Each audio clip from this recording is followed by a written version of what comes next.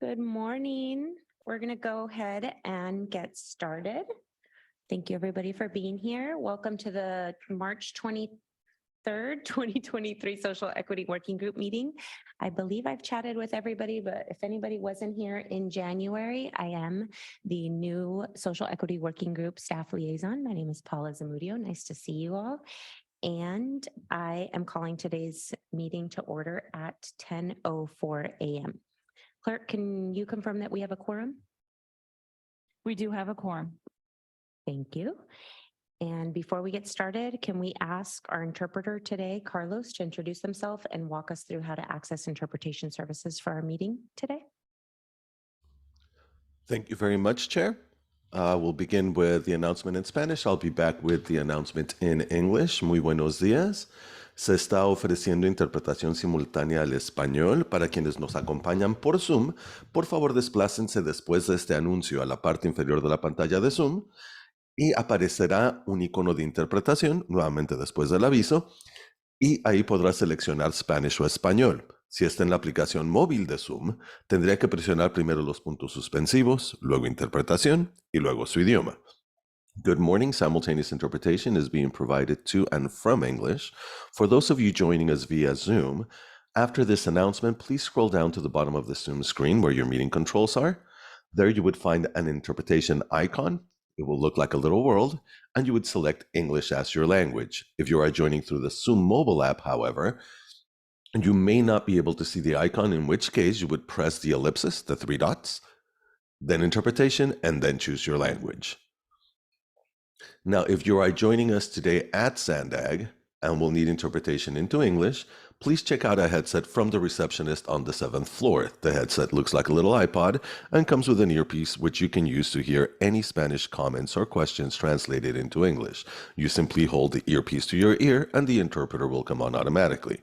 Ahora, si nos acompaña presencialmente en la sala de juntas de Sandag y necesita interpretación al español, por favor diríjase a la recepción y solicite un receptor. El receptor parece un pequeño iPod y se puede utilizar para escuchar la reunión en español. Simplemente sostenga el auricular junto a su oído y la interpretación comenzará automáticamente. Gracias and thank you, Chair. Gracias. Thank you, Carlos. For our first order of business, I'm very excited to introduce our new chair for the Social Equity Working Group, City of Carlsbad Mayor Pro Tem Priya Bhat Patel. Unfortunately, Chair Bhat Patel is unable to be with us in person, but we are happy that she's able to join us virtually. Clerk, can you please affirm that the chair is able to participate virtually? Good morning, Chair. Could you briefly state your reason for remote participation today? Yes, of course. I have a physical condition that restricts me from travel. Thank you. That reason is consistent with the law. Can you also confirm that you're able to leave your video on when you're participating and your audio on except when you are not speaking? Yes, I can. And you, if you could please disclose if there's anyone over the age of 18 in the room or at your location? No. Thank you. Yeah, no, there's no one here. Thank you. Thank you. Now we can pass it back to Chair Bhat Patel to introduce herself and share a little bit about yourself. Thank you. Great, thank you. Well, thanks, Paula. My name is Priya Bhat Patel, the Mayor Pro Tem of the City of Carlsbad. And again, thank you for accommodating my condition. I really appreciate it. I really wish I could be there in person, especially since it's my first meeting, but I'd love to be able to talk to you about myself and a little of my interest in social equity. So if you've met me, then you know that I'm a public health professional. If you haven't, I'd love to be able to tell you a little bit about that. So I had the opportunity to go to UCSD. I learned about the United States healthcare system. And that was really a reason why I actually went into public health. I felt that there was so much inequity in our healthcare system. And that was really where I decided that I wanted to figure out how I could change health policy. So I went into that specific realm of work where I learned not only about public health and different types of policies that affect our health, but also, ended up pursuing my doctorate to be able to further understand and deeper understand some of these issues that affect us on a day-to-day. I can definitely say that, one of the things that has been interesting for me is to see the intersectionality between so many of the issues, the public policy issues that we all deal with on a day-to-day, whether it's housing, homelessness, sustainability, economic development.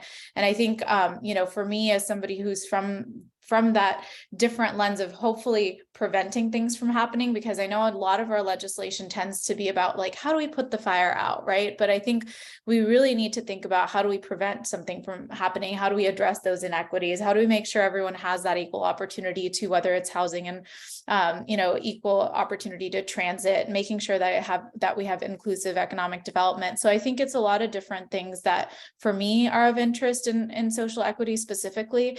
And I would say that some of the different priorities that I would see, whether it's, specifically in my city or across the region, or even across the state, frankly, are obviously going to be around affordable housing and homelessness, sustainability, accessible and sustainable modes of transit, of course, economic development, really thinking about, not only the, large businesses, but our small mom and pop shops, and also those workers that are out there doing the work. And then, of course, making sure that we're fostering an inclusive, multicultural, and generational community. I think as we continue to grow, and especially in the city of Carlsbad, where I grew up, we've seen it diversify so much over the course of my lifetime. And I think that's really exciting. So just making sure that as we continue to grow in each of our communities, that we continue to foster that inclusivity. And then the big piece, and I'll close it out then, because I don't want to just talk at you all,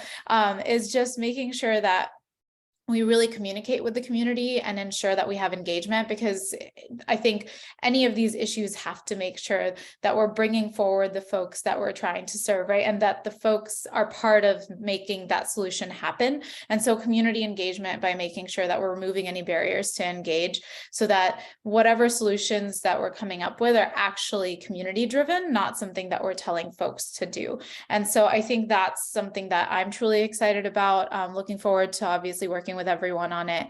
And with that, I'll pass it back to you, Paula. Thank you for sharing that.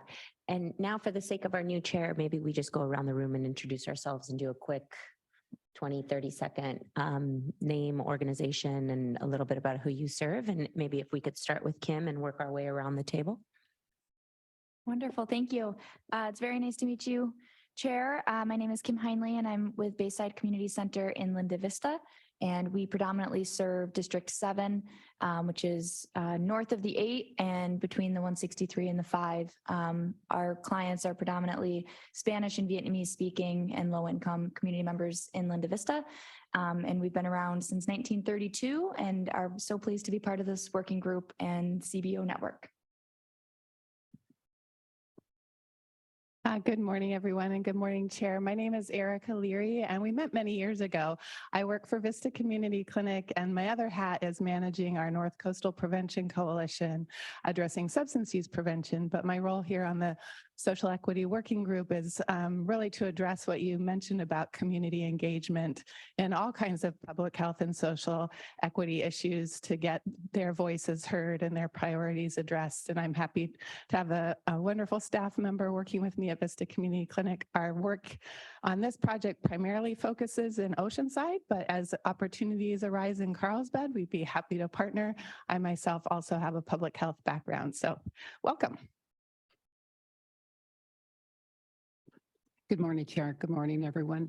My name is Rosa Alcaraz, and I'm with the El Cajon Collaborative, and we mostly serve East County or El Cajon. There's a lot of immigrants there, and I like your idea of community-driven, which is correct because we have a lot of elderly seniors and immigrants there. So, and we serve Santee and, like I said, but mostly El Cajon. Thank you.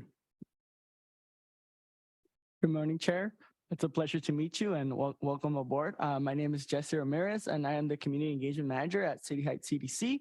Our organization has been around since 1982, so we've been around for approximately a little bit over 40 years, and we primarily serve the City Heights community. Hi, good morning, everyone. Good morning, Madam Chair. My name is Goyo Ortiz, representing Casa Familiar, serving the South Bay San Isidro community, as well as Barrio Logan. Casa Familiar turns 50 years old this year, and happy to be here. Good morning. My name is Belen Hernandez. I'm the policy advocate with Mid-City CAN. We're based in City Heights and we do regional work, specifically the Youth Opportunity Pass, also issues related to public safety, access to green space. And we've been around for about 30 years. Good morning, everyone. Good morning, Chair. Welcome aboard. My name is Claire Grebner. I'm here representing Olivewood Gardens and Learning Center. Rosina Lizarraga is also on our team here with the Social Equity Working Group. Olivewood Gardens is based out of National City, and so we're primarily serving the communities of National City and South Bay San Diego. We just had our 13-year anniversary this month, actually, so welcome.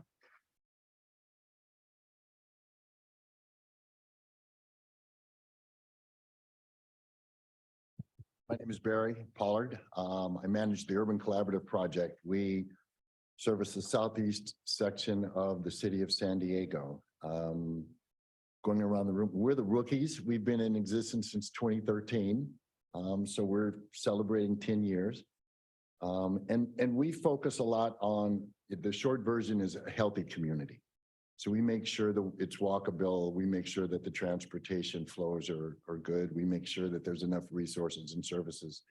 And we do that through interacting with town councils in all of our neighborhoods.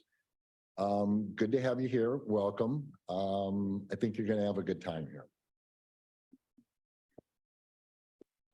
Thank you so much, working group members. Now I will hand it over to our new chair. Thank you. And thanks everyone for the introduction. And I do think I'll have a lot of fun here because it seems like you're all my people. So I'm excited. So before we begin with our agenda items, I'd like to review the meeting process for both the working group members as well as members of the public who wish to participate. For working group members, when you would like to speak, please raise your hand and I will call on you by name. Paula will be assisting me today since I, of course, may not be able to see everyone. And then in front of you are iPads where you will find today's agenda and supporting materials by clicking on the arrow on the top left. Please note that you can zoom in and out by using the iPad touchscreen. And then clerk, can you provide a quick reminder on how the public comments will work? Of course. As noted on the cover page of today's meeting agenda, in addition to comments that were emailed, the public may also provide live comments today during the meeting. If you are here in the room and would like to provide a comment, please submit a speaker slip to me.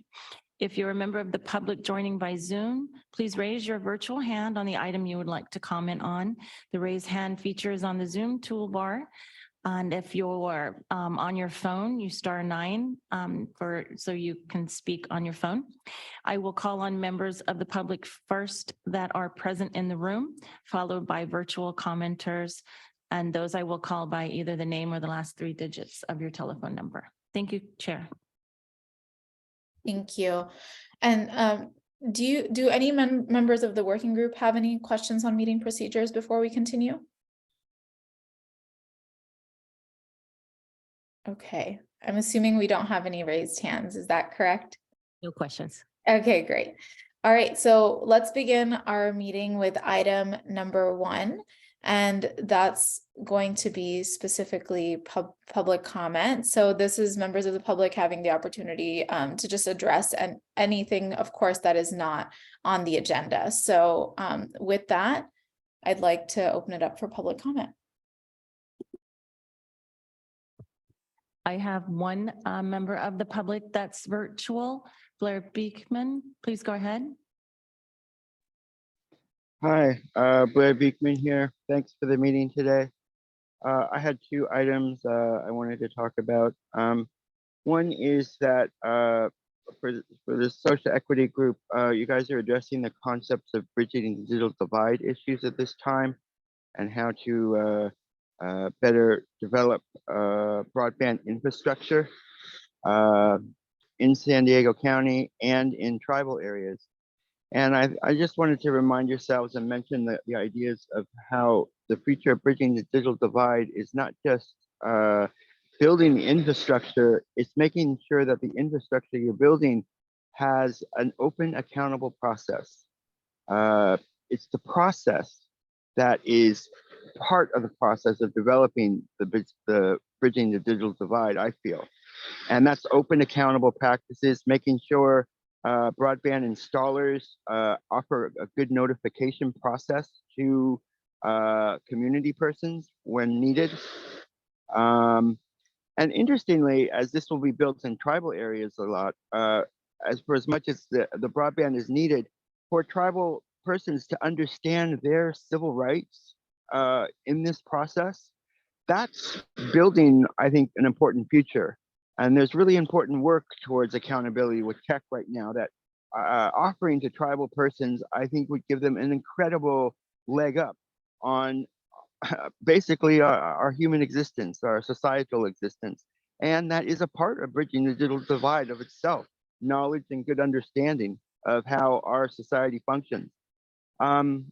Important tools. And it's really important to me that the future of bridging the digital divide, as necessary as it is, it has to have a portion that we're doing this well, and we're doing this openly and accountably for people to participate in, to ask questions about. Good luck in those efforts, how to do that. And I also wanted to offer, with the new chairperson being from Carlsbad, I was at a recent Sandag meeting where they talked about soil erosion of the coastline.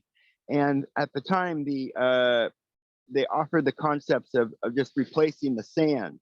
And there's a lot of talk about that. And it came across as it's kind of an easy thing to do. We can just replace the sand. But it seems more complicated than that. And you really have to learn to talk about more, especially in the Carlsbad area, of how the tributary systems work. And that portion of how that feeds the coastal areas.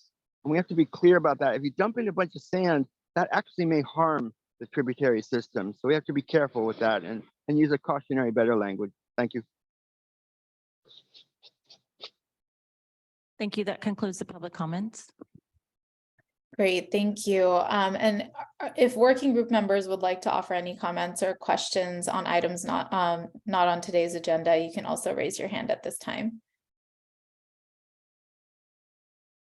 Go ahead, Erica. I just wanted to extend my appreciation to Sandag for inviting us to the joint strategic planning session.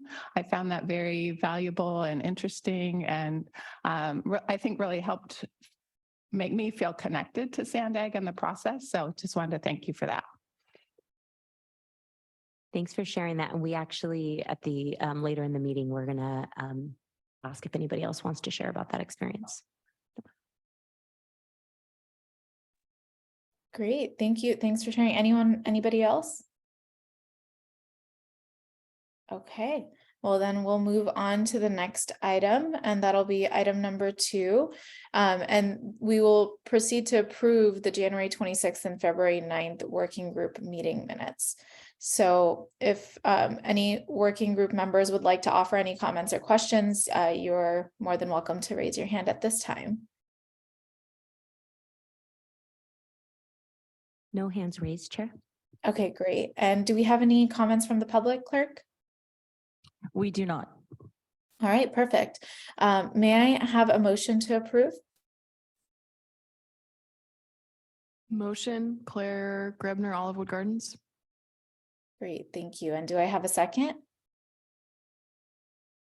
I'll second it, Barry Pollard, Urban Collaborative. Okay, perfect. So I have a motion by, it was Ms. Grebner, right? And a second by Mr. Pollard? Correct. Okay, those in favor, please raise your hand. Excuse me, Chair, I need to do a roll call vote. Oh, of course. Yeah. Okay, sorry, my apologies. Bayside Community Center, Kim Heinley. I need to abstain. My colleague was the one who was at the meetings in January and February. Casa Familiar, Goyo Ortiz. I also need to abstain. I wasn't at that meeting. Chula Vista Community Collaborative is absent. El Cajon Collaborative, Rosa Alcarez. Present. Is that yes? Yes, I'm sorry, yes. Thank you. Mid-City Can, Belen Hernandez. Yes. South Bay Community Services Corporation is absent. Olivewood Gardens, Claire Grubner. Approve. Urban Collaborative, Barry Pollard. Yes. Operation Samhan is absent, excuse me, and Vista Community Clinic, Erica Leary. Approve. And that motion passes with those members present. Great, thank you so much. All right, so moving on to our next item.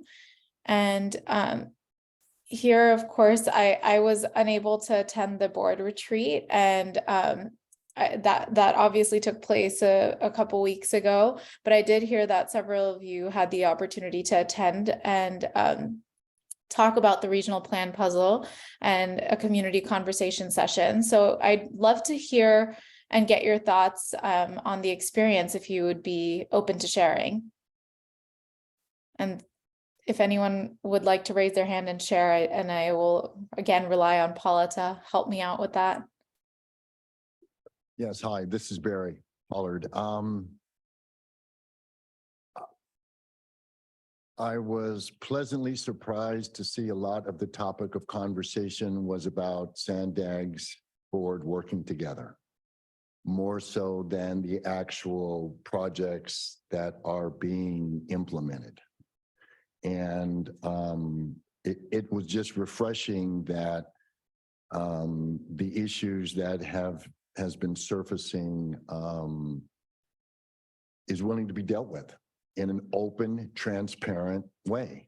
You know, normally this stuff is handled behind closed doors. So, you know, my background's in human resources, so I just love that. I love the fact that people were talking. It was very interesting. Some people didn't attend, but I mean, all in all, it was probably one of the more healthy retreats I have observed in a very long time. So that's my 2 cents. This is Kim Heinley from Bayside Community Center. Yeah, I echo the gratitude. It was very nice to have a seat at the table and to be there and to be present and part of the event. I would, in the future, I think it was a really fun activity, and getting to sit side by side and work with everybody was just a good interactive experience. But I would love to see this working group have another role in that as well. There's just so much human capital at the table that went to that strategic planning, and maybe to do some sort of a fun interactive. It really broke the ice, and I think that was wonderful and got us thinking outside the box. But I think there's other ways, and I would suggest there's other ways we could also be participatory in that conversation. It's been really wonderful to see this social equity working group find its place in the past few years, and I'm excited to see where that goes. And I think I would love to see that in these strategic planning board retreat type things in another way as well.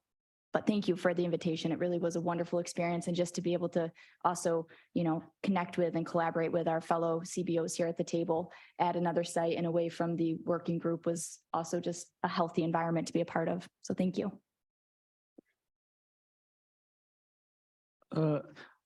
Hello, Jesse Ramirez with City ICC. I would like to echo everything that Kim just shared, and also add that I think the puzzle activity in particular, I feel that through participating in that, a lot of folks kind of walked away with greater appreciation to the Sandag staff, because I feel some folks kind of think that Sandag just puts together like a regional plan just because they want to do it. But in reality, there's a lot of kind of moving pieces that staff has to put together in order to ensure that we're in compliance with like federal requirements, state requirements. So again, I personally walked out with greater appreciation for Sandag staff, and I know that a lot of folks did as well. So thank you.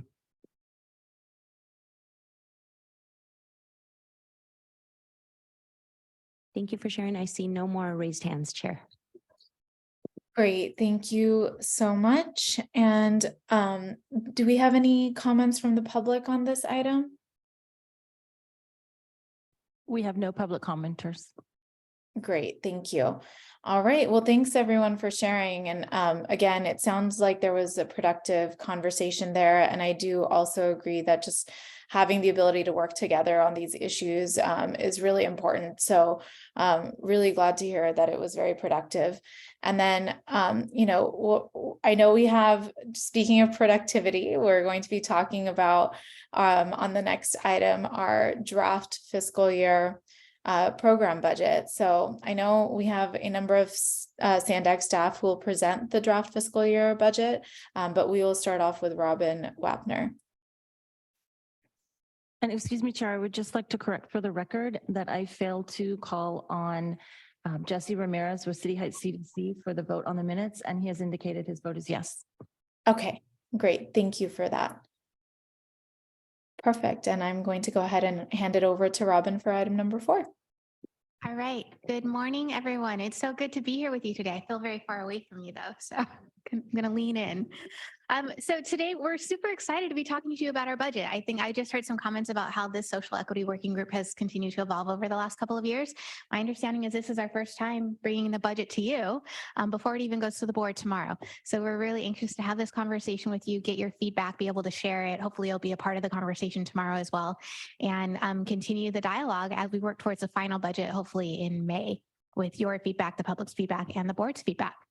So just to start off, as to let you know, we've got our team of superstar staff here today to walk you through the budget. We wanted to make sure we were giving you the right level of detail so you actually know what's included in this $1.2 billion investment in our region.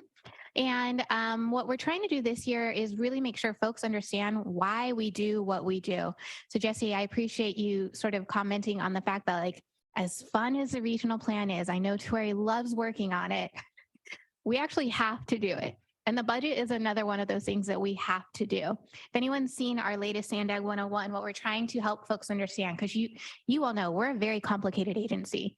And so I really appreciate the work that you do to try to translate what we say and do into the folks that you work with, but we're trying to do a better job at that as well. And so in order to sort of describe that, we're saying we plan, we build, and we provide and preserve resources. That's basically what this chart means, but these are the technical designations. So at the federal level, we're designated as a metropolitan planning organization. This is what requires us to do that regional transportation plan. It's also what requires us to have our annual overall work program that's a part of the budget. At the state level, we hold a lot of designations, wear a lot of different hats, but the one that's flagged here is that we are the San Diego Regional Consolidated Agency. Why that's important to understand is it really defines the work that we do as compared to some of our partner agencies like MTS, NCTD, and Caltrans. So we, Sandag, plan and build. Caltrans, MTS, NCTD, they operate. And so only when the 3 legs of the stool are working together can we really be successful as one region. That's what SB 1703 was all about, making sure we've got an agency that's focused on the regional transportation system, because mobility doesn't stop at the doorstep of each jurisdiction. We have to be thinking across those boundaries, not only the cities, the counties, but as well as the border here in the San Diego region. And then lastly, you'll see underscored on this slide is the fact that we serve as the San Diego County Regional Transportation Commission. This is a very important designation because this is a result of Transnet, the sales tax that the voters have passed twice here in the region. We are the agency that's designated as administering that sales tax program. We have an independent oversight committee that oversees the administration of that program. But one of the big components that you're going to hear about in this budget is that we are passing through almost $240 million in Transnet funds to the transit agencies in every single jurisdiction in this county as a result of this authority and obligation to the region. So these are 3 of our very important designations. There's quite a few more that you'll see outlined in chapter 1. I think Susan's going to sort of give you an overview on how to read the budget. But we wanted to make sure that everyone walking into this discussion is at least aware of these. We're going to do the same thing with the board tomorrow to sort of remind them of their responsibilities and mandates as board members of this agency. Is that it? All right. Thank you, Robin. So every year, Sandag, excuse me, let me introduce myself. My name is Susan Huntington. I'm the Director of Financial Planning, Budgets, and Grants. So I'm pleased to be here today to present our draft fiscal year 24 budget. Like Robin said, this is the first time that we have presented our budget to the Social Equity Working Group as part of our overall strategy this year with the budget. What we want to do is make sure that our board members, our stakeholders, our member agencies are very aware of what is in our budget. We want to be able to collaborate with all of you and engage all of you. And the way to do that is to make sure that you understand what's in our budget, and we want to receive feedback from you on the projects and programs that we're working on for next year. So not only are we here, but we did an overhaul of chapter 1. Chapter 1 in the budget is really the what lays out in descriptive terms what we're working on. It provides context to the numbers heavy document. So the document itself is huge. If you're not in this document, like a number of us are on a day-to-day basis, you're not going to be able to answer any questions about what are Sandag's priorities? What are we working on? So this year we said, step back, let's make sure that we're communicating that through our budget. And so I know that not all of you have it with you today, but hopefully you'll go back and take a look at the budget. Chapter 1 was written in a way to really be a standalone document. Somebody who's not sitting here today hearing this would be able to just pick up chapter 1 and go through it and understand what Sandag is doing. This is reflecting where our investments are, where the money is coming from, where the money is going to. So I'd really encourage you to take a look at chapter 1 in particular, as it lays out the Sandag story and how we are implementing and investing our dollars. So with that, I'm going to go ahead and move on to some financial information. So like Robin mentioned, the FY24 draft budget is a $1.2 billion annual budget. Almost half of that, 49%, is in our capital projects, which you would expect. These are the high dollar investments that you see occurring throughout the region. And I'll kind of explain going counterclockwise what the rest of the, what contributes to that $1.2 billion budget. So we have almost half is going to capital, and then we have those pink pie pieces that represent about 37%. And that's the Transnet revenue that is coming in fiscal year 24.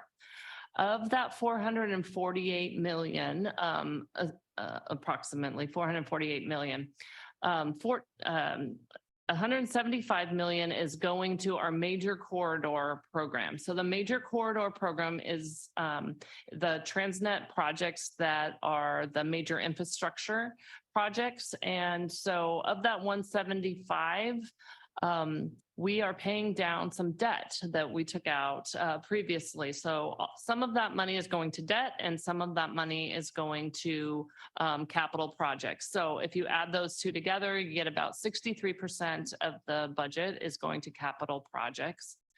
We have another small sliver, just 3%, that's Transnet funds that go to our projects and programs. That's our administration, and also $9 million a year goes to our regional bike program.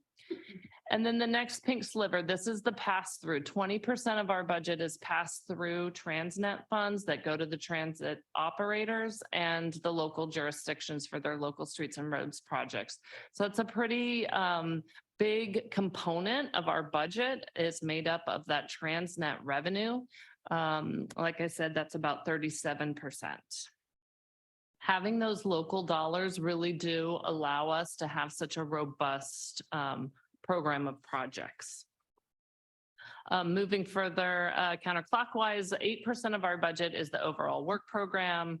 6% is our regional ops and services, and just a small amount, 700,000 is in our budget for the board to do their business. And we'll get into the details, what goes into all of these as we go through the presentation today.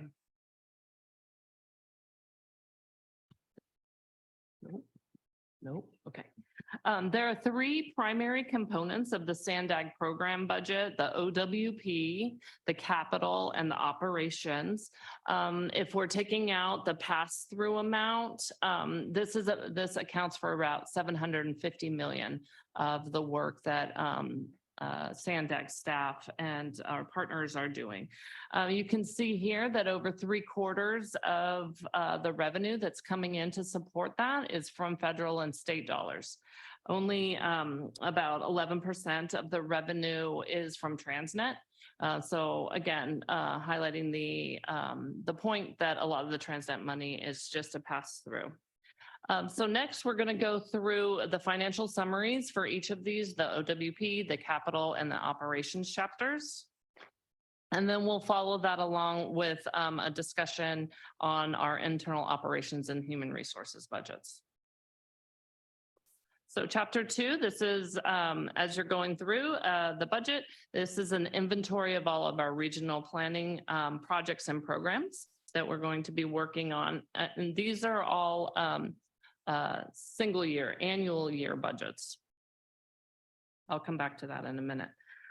So here's the financial summary, and then our directors are going to talk more specifically about the projects and programs that they're working on.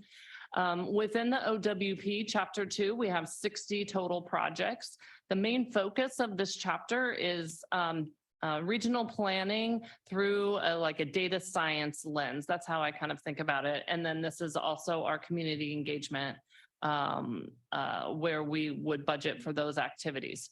Again, so starting at the bottom, that gray pie, overall work program is only 8% of the total budget. The expenses are direct project personnel expenses. You can see there that these projects are being worked on in-house and with our consultant partners. The revenue comes from federal and state. We have a larger percentage of funding that's coming from local for these projects, the Transnet and the TDA. At the top, I've included a comparison here between last year and this year and showing that this chapter, we have had a significant growth. The dollar changed 27 million more in the coming year than the current year. 21 million of that, which I'm sure you're going to talk about, is coming from the Regional Housing Acceleration Program, REAP 2.0. We've also included 8 million for the 2025 regional plan development. And we have 2 new projects, the Regional Transportation Safety Program and 1 million for a new Smart Corridors program. And so with that, I'm going to turn it over to Antoinette to talk about the planning projects. Thank you, Susan. Good morning. Great to see all of you. I am Antoinette Meyer, the Senior Director of Regional Planning here. So I'm going to walk you through some of the major planning work efforts that are proposed in the overall work program in the draft budget. I should say that while most of the planning work is in the OWP, there are a few exceptions. Our environmental mitigation program and the CMCPs are actually in the CIP, the capital improvement project, but everything else that we work on in planning is captured in the overall work program. So you heard Robin say, and you'll hear us say a lot, that one of the most important things that Sandag does as a metropolitan planning organization is to develop the regional plan. And it is absolutely essential that we have a compliant and approved regional plan. Otherwise, we wouldn't get federal and state funding in the region. And as Susan showed you in one of the various pie charts, the majority of the funding that comes into the region is federal and state funding. So this is very important that we have a regional plan. It has to be updated every 4 years. So we are almost always in the cycle of working on a regional plan, developing and implementing the regional plan. And we just kicked off the 2025 regional plan. And you all participated in a joint workshop that we held a little over a month ago with all of the working groups in Sandag to kick that off, come up with the renewed vision and goals and performance measures for the regional plan. So next fiscal year, a major part of the OWP is focused on the development of the 2025 work plan. And April 28th, stay tuned, we're going to have a workshop with the board of directors on the 2025 regional plan.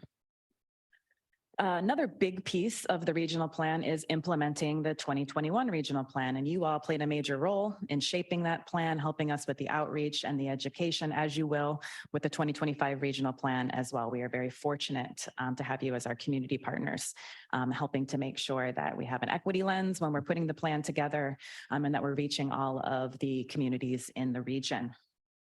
So in terms of implementation, this is just a snapshot of some of those early action projects and priority projects from the regional plan, but it includes things like developing our Vision Zero strategy and action plan. And we just received a major federal grant, Safe Streets for All grant, to do that work. Updating our regional active transportation plan. This is long overdue. Our active transportation plan is a dozen years old and needs to be updated. A lot has changed in terms of infrastructure for bike and pedestrian improvements. And so we'll be working on a complete overhaul of that to incorporate into the 2025 plan. Implementing our first Smart Corridor project. If you recall, we did the request for innovative concepts last year. We selected 3 firms to move forward with on pilot projects. One of those firms was named Cavenue, and they are a partner for next generation managed lanes, or as we call it, Smart Corridors. So we'll be working with Cavenue and Caltrans to advance that Smart Corridor project focused on the North Coast Corridor, which has the enabling legislation to transition those HOV lanes into managed lanes. Another significant effort in the work plan is implementing our digital equity strategy and action plan. And many of you played a role in developing that plan, and you're also helping us with the outreach and helping to get people enrolled in broadband subsidy programs that are available.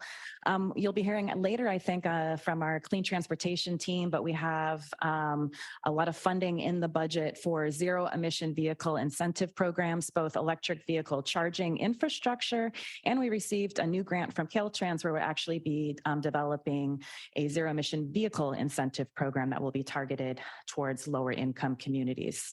And just so you're aware, the incentives that we have, the rebates that we have for EV charging infrastructure in the region, the largest portion of that funding is dedicated to disadvantaged communities as well. Our Housing Acceleration Program. This is a very exciting new major initiative. We were the recipient of about $50 million from the state through the new Regional Early Action Program, and Tueri and her team are heading up this work. That funding allowed us to stand up a regional housing acceleration program.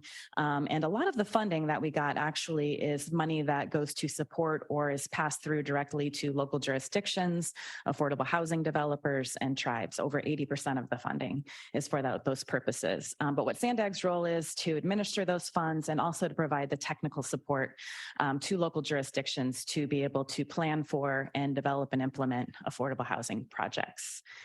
The next project is one that this group should be very proud of, and that's the Youth Opportunity Pass program, many years in the making, and you all were very influential in standing that project up. It has been extremely successful, and we are thrilled to be able to extend that pilot project for another year while we work with our partner agencies to seek a permanent funding source that will allow us to continue to keep transit free for youth. And because we know there is a major interest in expanding this program to 24 and under, between the draft and final budget, we're going to be adding an additional $18 million to that program to start that process of expanding to 24 and under. Now, that's not going to be enough to do that, but it's the seed money that will help us to start to work together with our partners, leverage that money to bring in some additional funds. Some of the major capital projects that we're starting to plan for are the Blue Line Express and San Ysidro Mobility Hub. So you'll see a lot of money for planning those projects. And that also includes continuing to work with Cordoba, another one of the firms that was selected through the request for innovative concepts on the cross-border trolley. So we need to continue to explore the feasibility of that with Cordoba and with MTS. And then, of course, the Purple Line, which is an exciting project that will implement commuter rail that's high speed, that connects the border, South Bay communities, Mid-City, Mission Valley, SDSU to the major job centers in the region, and will be our first true high-speed commuter rail line in the San Diego region. And then last but not least, flexible fleet pilot projects. So we finished the strategic plan for flexible fleet project implementation earlier this year, and we'll be advancing 3 pilot projects. One we're working on in partnership with Barry and his organization in Southeast San Diego. Another one came out of the Mid-Coast Mobility Hub strategy, and that's the Pacific Beach Neighborhood Electric Vehicle Shuttle Service, and then another microtransit EV shuttle service in Oceanside. And then additionally, the last firm that we selected through the request for innovative concepts is a firm called BEEP. They operate the electric electric autonomous shuttles, and they're working on planning and exploring pilot projects in El Cajon, Imperial Beach, and just recently we started having conversations with San Marcos. So this is just a fraction of the work that we're doing in the OWP and in our planning program, but I think it helps to give you sort of a flavor of the variety of projects that we're working on, and we'll look forward to answering questions at the end of this. Thank you, Antoinette. Now, Dr. Cindy Burke, Senior Director of Data Science, will provide an overview of work elements related to data science, analytics, and modeling in the FY24 draft budget. Thank you, Susan. It's great to be here with you today presenting. One of the goals of SANDAG is to be a data-driven agency. And I'm going to share some of the things that we're doing in our group. We have about 70 data scientists in the team. And we also have public safety functions, which I'll be describing later under operations. But our work, the 2025 regional plan may seem far off, but our team has already been working for a year and will really be continuing to work closely with your jurisdictions across the region, as well as the planning department, to make sure that we update. Our base year for the next regional plan is going to be 2022. And we know a lot has changed since the pandemic. From people telecommuting, working from home, the effect of inflation on different communities, disparity in those effects, as well as looking at new Amazon delivery services, different things like that. So we want to bring that all into our transportation model. We do a lot of surveys, and with those surveys, we want to be culturally competent, and we also do special outreach to make sure that we hear from those communities who may be a little bit more cautious about sharing information with us. We use big data, and with big data, you can see a packet up there from something called Snapshots. We're using data to understand, to supplement, to do new and innovative analysis to understand where people are going to and what are their needs. When we look at mobility hubs, which Antoinette mentioned, the needs of a family of four who might live in central San Diego is going to be very different from a family of four that lives out in Alpine. So how do we make sure that we're meeting the needs of everybody and recognizing the unique differences across our communities? We're working on our Series 15 forecast, and we'll continue to be using that to develop our transportation model in the next fiscal year. What that means is we're looking out till 2060, and how is the region going to change with the housing needs, the population, as well as employment. And all of that changing. We know populations are aging. Baby boomers are maybe working longer in the job environment. People may be more likely to work more than one job. What are the housing needs of individuals, and how are we going to make sure people can get where they need to get to? In the beginning of the talk, you were talking about Bike Anywhere Day, and we're also committed to working with our agencies as well as using that big data for outreach. And that's something that we'll be doing to make sure that we're targeting resources and working with jurisdictions to make the best use of taxpayer dollars and using data throughout all our work. Performance monitoring is something else that is very important. We do sexual equity analysis and trying to understand the benefits and impacts of our decisions that we make here at SANDAG and across the region on different types of populations, especially those who are most vulnerable. But we also want to know if what we're doing makes a difference. So we are committed to monitoring the impact of the projects that we have, and that includes doing benefit cost analysis as well. We're also working closely with the planning department on the youth opportunity pass to do the surveys and understand the impact of offering free transit and the pricing decisions. We're going to be doing an onboard transit survey to understand who's riding transit and how do we best meet their needs, and that's mandated by Title VI. A lot of the work we do with data is mandated, and we're committed to the quality of it. And finally, in this area, we also have a new open data portal. So if you haven't checked that out, I hope that you do. We're very committed to making sure that data is easily available and is data that people can understand how to get in and actually use it. And that is on our SANDAG website is the link. We're going to be continuing to add to those data resources that we have up there. Right now, we have something called SDGs, or Sustainable Development Goals, and we're working with communities to make sure that we're improving doing things across 17 different areas of measurement, including related to housing, homelessness, poverty, equity.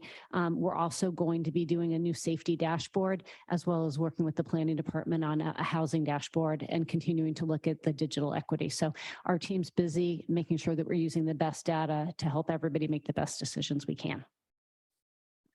Wow. Sounds like a lot. We're busy. Yeah, you're busy. All right. Moving on, rounding out our OWP work efforts, Robin Wapner, Director of Public Affairs, will provide an overview of Sandag's efforts to engage our stakeholders and communities. Okay, thank you.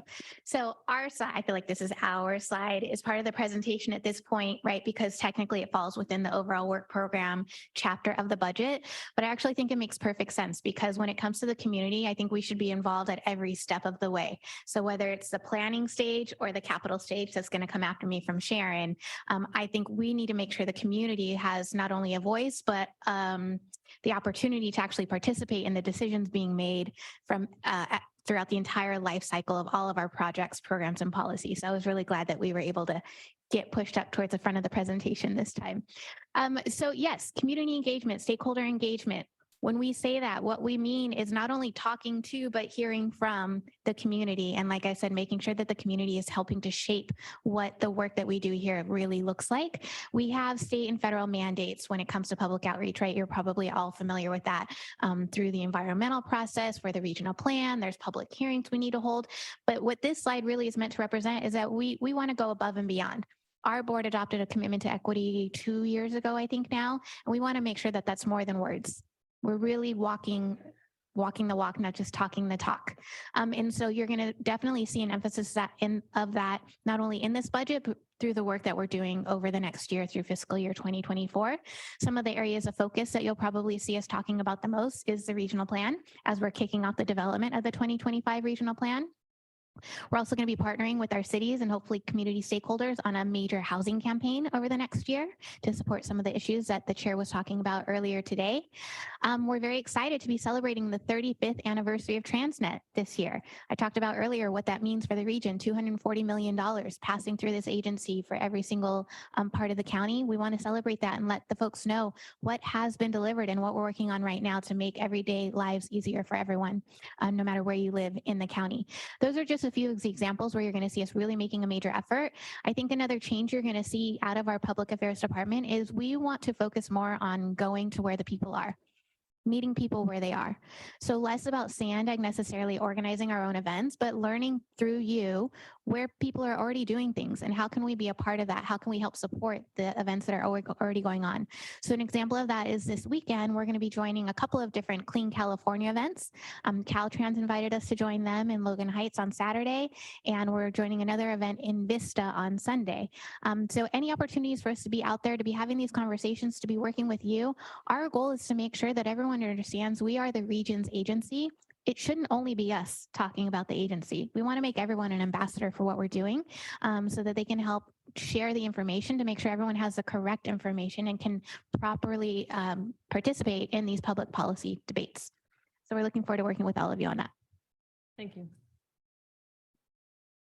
Okay, so next we're going to transition from our planning projects to our capital projects, chapter 5 in our budget. The capital projects budget is the largest component of the budget, like we talked about earlier. It's a direct result of state legislation that made Sandag the responsible agency for the construction of major regional transit facilities. So not only do we plan them, but now we're building them. We'll start with financial summary before Sharon goes into details on the project. So within the capital budget, we have 121 distinct capital projects. Again, it makes up about 49% of the annual budget for this year. Within this chapter, it's broken down into different sections. So we have the Transnet program of projects, which was approved by voters. We also have a section on the goods movement program. These are the projects that relate to the movement of goods in the region. So you can imagine the work that we're doing down at Otay Mesa East is in here. We have the regional bikeway section, a major capital section of the budget. Our regionally significant capital investments, which are not part of these other, and then we have some minor capital and pending closeout projects. Looking up above that at the revenue pie, the federal and state is coming in with the majority of the money. Transnet in this year in FY24 only accounts for 12% of the revenue that's being used. Again, really want to highlight our ability to use our local funding to leverage outside funding. The dollar change between FY23 and FY24 at a program level can be attributed to the number of projects beginning construction in FY24. There's a list of some of them here on the left-hand side. You can imagine when projects go from design into construction, it's a part of their project development phase that the construction piece is so much larger than the year that came before it, which was doing the final design. So this is all planned. I mentioned earlier that the OWP is a single year budget. For the capital program, we do a 10-year budget. So we are really tracking these projects all through their different phases. What's in FY24 is only a piece of it, $582 million. The overall multi-year capital budget is closer to $9 billion. So with that, I'm going to turn it over to Sharon Humphreys. She's our esteemed Director of Engineering and Construction to talk more about the specific projects. Good morning, everyone. We're really excited to be here today to share our robust capital program with you for your consideration. The regional plan has a vision and from that vision, a regional transportation improvement plan that actually allocates dollars to the projects that we're going to execute over the next 5 years is what I take as my personal mission to deliver projects to your communities. And covering some of the highlights of that program, the Low Sand Corridor, you've certainly heard about the bluffs and the erosion on the bluffs. We're doing temporary stabilization measures for those bluffs. And we also have a long-term vision to move those tracks off the bluffs inland into a tunnel.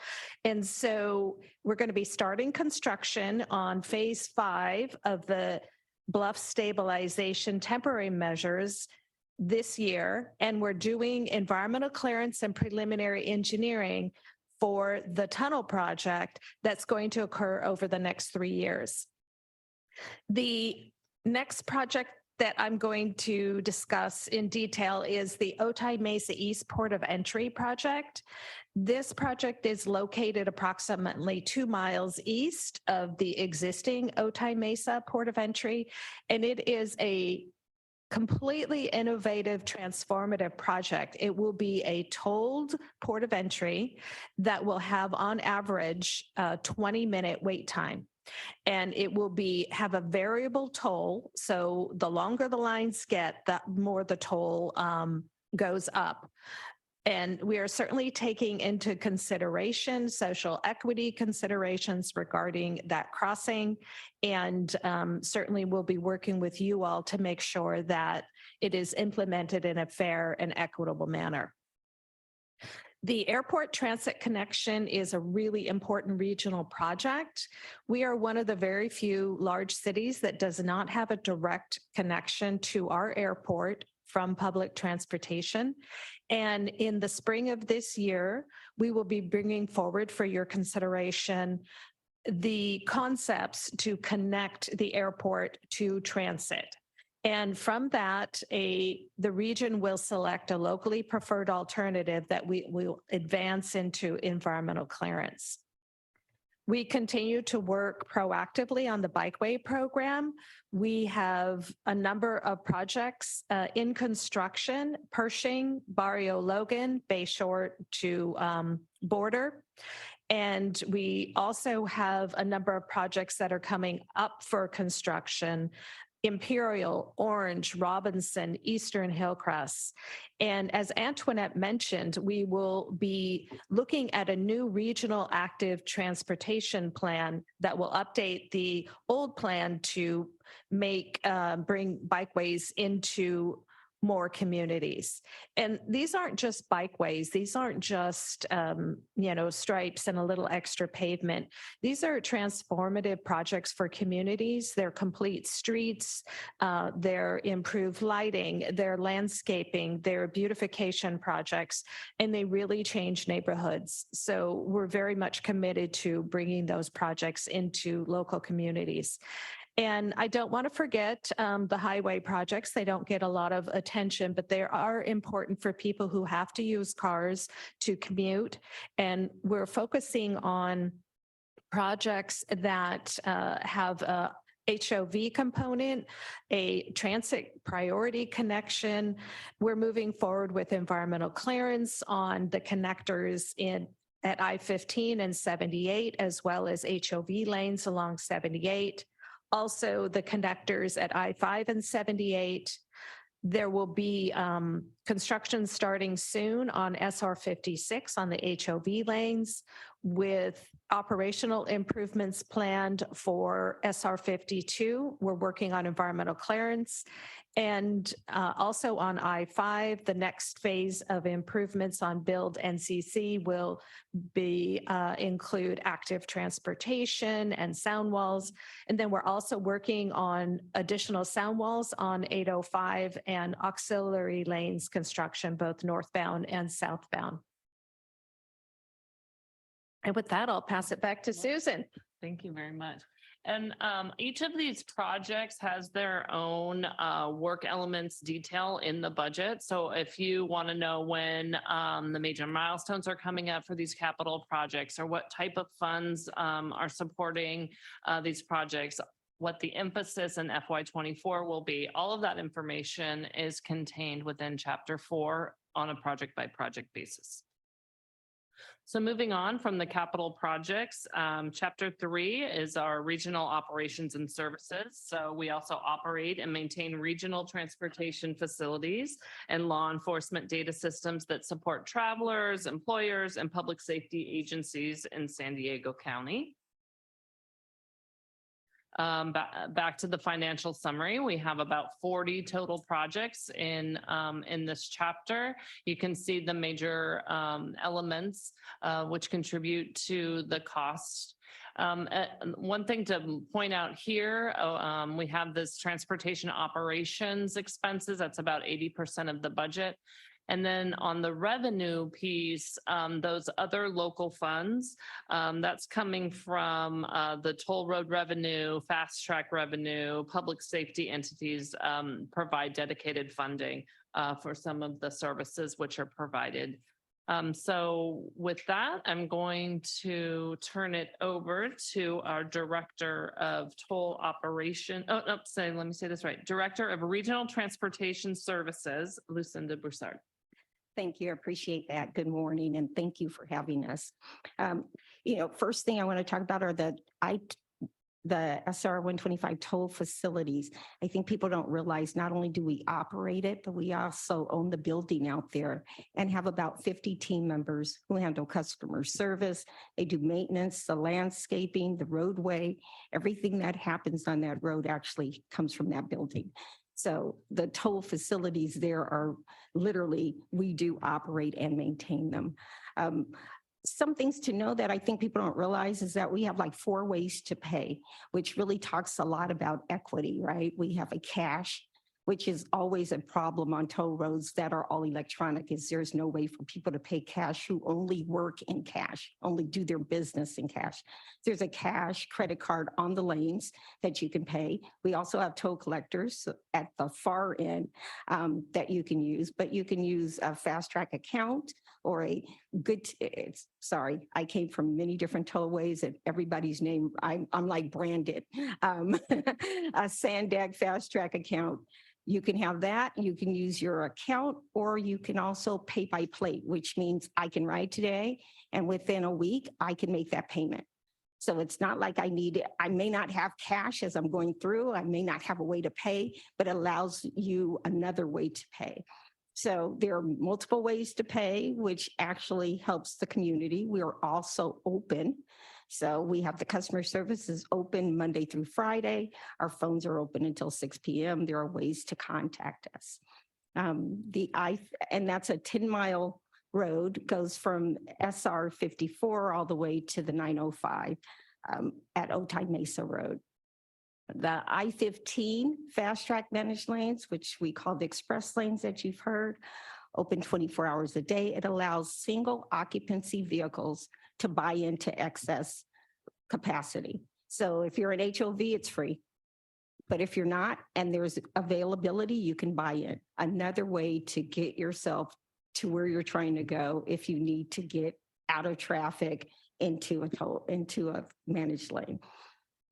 Freeway service patrols, interesting. You can dial 511. Somebody will come out, change your tire, give you a gallon of gas, put water in your car, which really sounds odd right now to say water in your car when we talk about electric, but we'll update ourselves or give you a jump.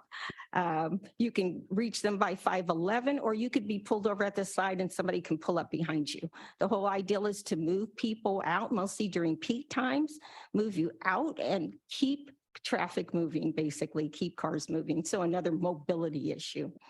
Bike lockers, love them. The ideal that we have bike lockers are great, but what we're looking at now is e-bike lockers. So in the budget, that's one of the things we're looking at is how do you get e-bike lockers out there? Everybody has the bike locker is good, but you can't park your e-bike and you can't charge it there.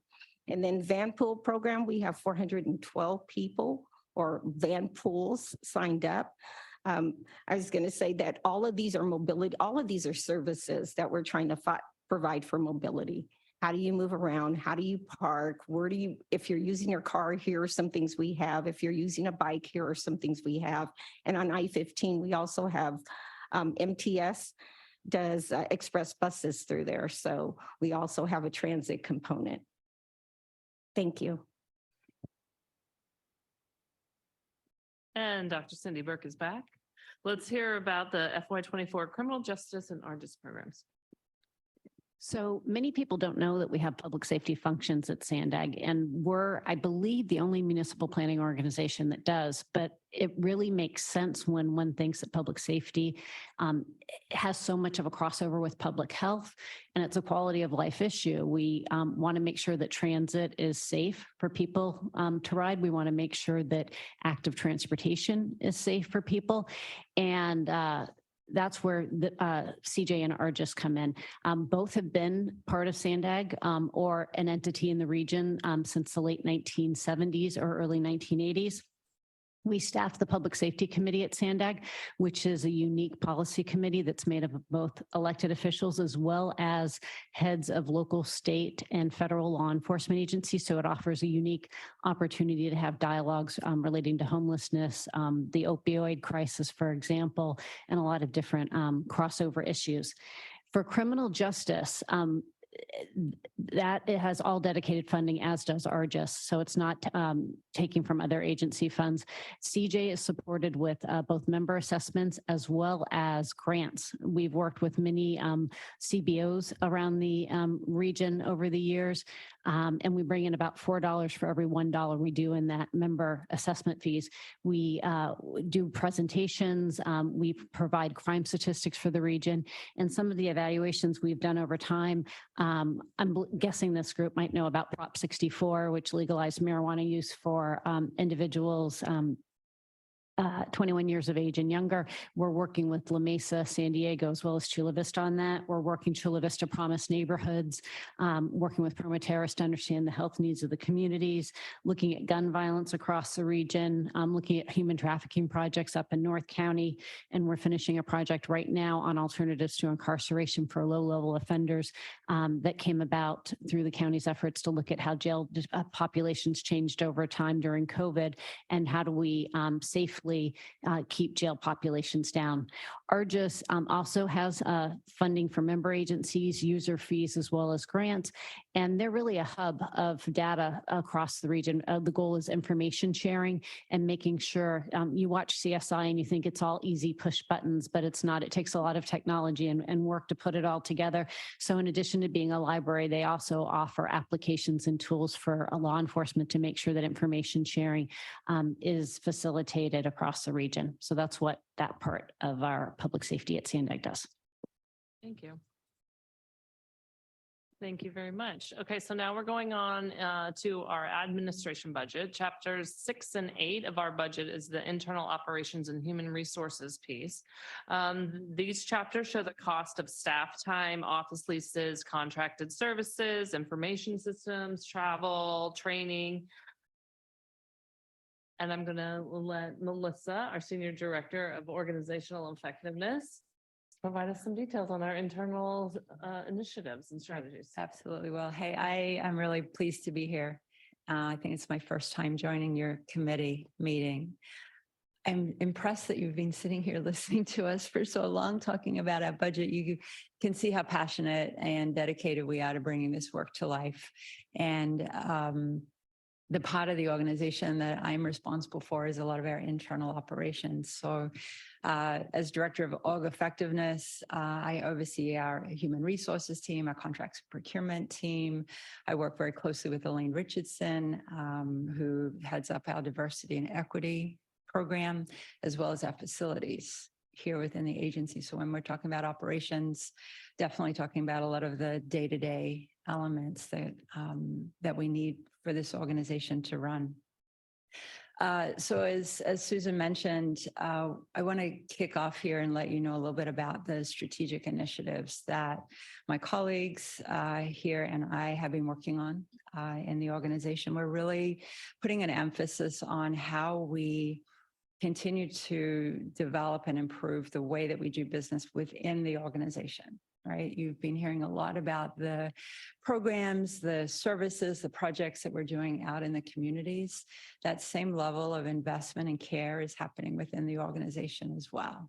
So we have taken the time to lay out this set of strategic initiatives that really are focused on helping us be as efficient and effective to be able to move nimbly to deliver this work program. I don't know if you've recognized this, but as a staff group, we're 400 people.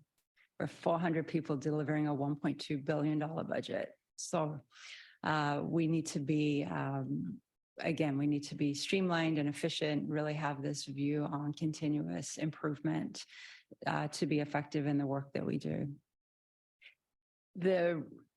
The reason I'm making this connection, many of the resources and the team members that are supporting these strategic initiatives, those are embedded within the administration, the overhead budget. So this is the connection that I want to make there. Some of the biggest initiatives that we're undertaking internally, currently we are midstream in implementing an ERP system.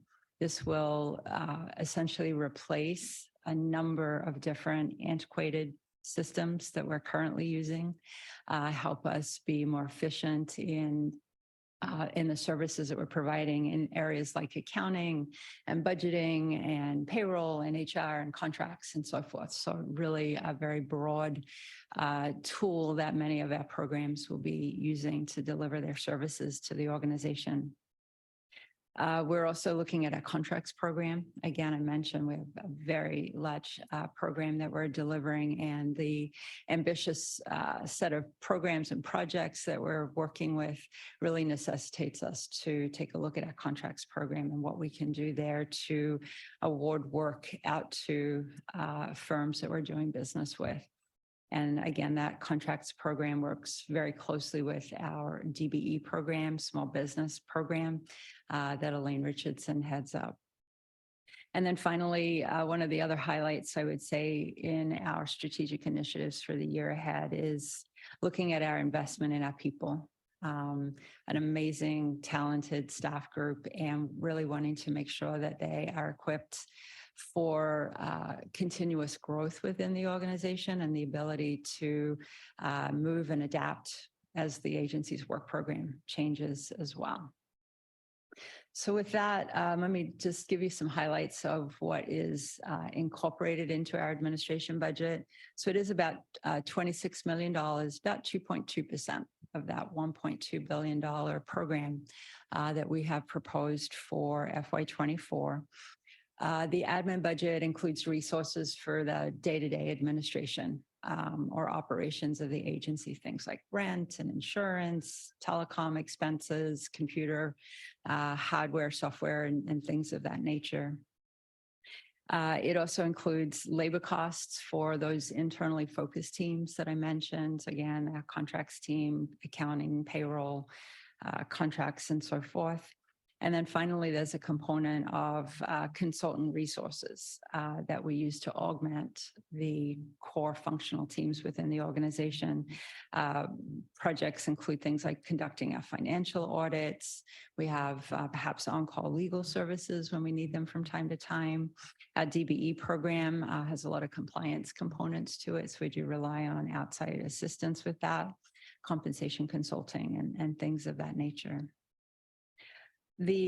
So within the program areas, within the admin budget, I thought what might be of interest to you is the fact that Sandag's EEO program is managed actually by myself and our human resources manager, Rachel Nicolette. So the work that happens there is within our HR program budget. I've mentioned Elaine Richardson and our DBE program, our small business outreach program, and Elaine and her team are also standing up the agency's first community benefits agreement. We expect that that will be activated in the coming months with some upcoming construction projects. Elaine and I are also providing a lot of leadership in conjunction with many of the directors that you've met today to put in place the agency's first equity action plan.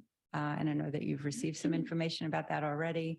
And then also to mention that the administration budget includes resources that support our internal DEI council, as well as some training and continued development opportunities with respect to diversity and equity. Then just to hit some highlights, our board budget is a component of what we've proposed for FY24.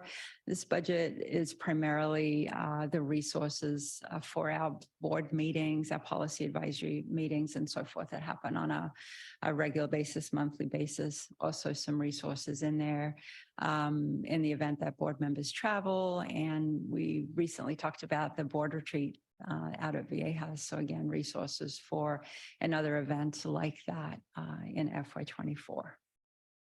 And finally, last year's, for the first time, we incorporated a $50,000 contingency reserve for the board, and we're proposing that that continue in FY24. And finally, this is the fun part for me. My background is in HR, so getting to talk about our people here at Sandag puts a great big smile on my face. I mentioned that we're about 400 staff members, incredibly dedicated, talented, passionate employees. And I know you've met many of them in the work that you've done with Sandag. So as we put together our budget for next year, there's a few personnel related items that are incorporated there. In addition to our existing we have about 414 full-time positions. We're going to add 6 more, sorry, we have 415, we're adding 6 more next year. We're also proposing a couple of things related to employee compensation, ensuring that we maintain our competitive market position there. So looking to do that by adjusting the structure of our salary ranges by 3%, matching what we're seeing in the market, as well as a 5% compensation adjustment pool. And those resources would be allocated to employees in 2 different ways. One would be to provide a base cost of living adjustment.